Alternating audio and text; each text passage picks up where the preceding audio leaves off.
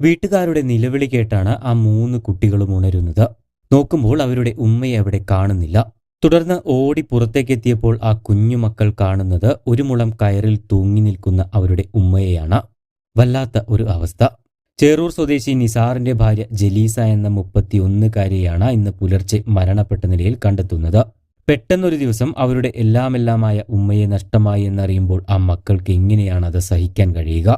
തങ്ങളുടെ ഉമ്മ ഇനി ഒരിക്കലും തിരിച്ചു വരാത്ത ലോകത്തേക്ക് യാത്രയായെന്ന് അവർക്ക് ഇപ്പോഴും വിശ്വസിക്കാൻ കഴിഞ്ഞിട്ടുണ്ടാകില്ല. പുലർച്ചെ വീടിന്റെ അടുക്കളയോട് ചേർന്നുള്ള പുറത്തെ ഷെഡിന്റെ കഴുക്കോലിൽ തൂങ്ങി മരിച്ച നിലയിലായിരുന്നു ഇവരെ കണ്ടെത്തിയത്. ജലീസയുടെ വിവാഹം കഴിഞ്ഞിട്ട് 13 വർഷമായി. ഭർത്താവ് നിസാർ വിദേശത്താണ്. ജലീസയുടെ മരണത്തിൽ അസ്വാഭാവികതകൾ ഉള്ളതായി ചൂണ്ടിക്കാട്ടി ബന്ധുക്കൾ രംഗത്ത് വന്നിട്ടുണ്ട്.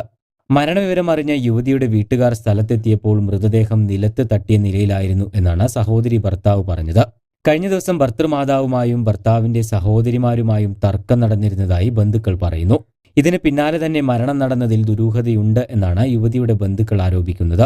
കാരാത്തോട് അപ്പക്കാട് സ്വദേശി ഉത്തമാവുങ്ങൽ അലി സുലേഖ ദമ്പതികളുടെ മകളാണ് ജലീസ.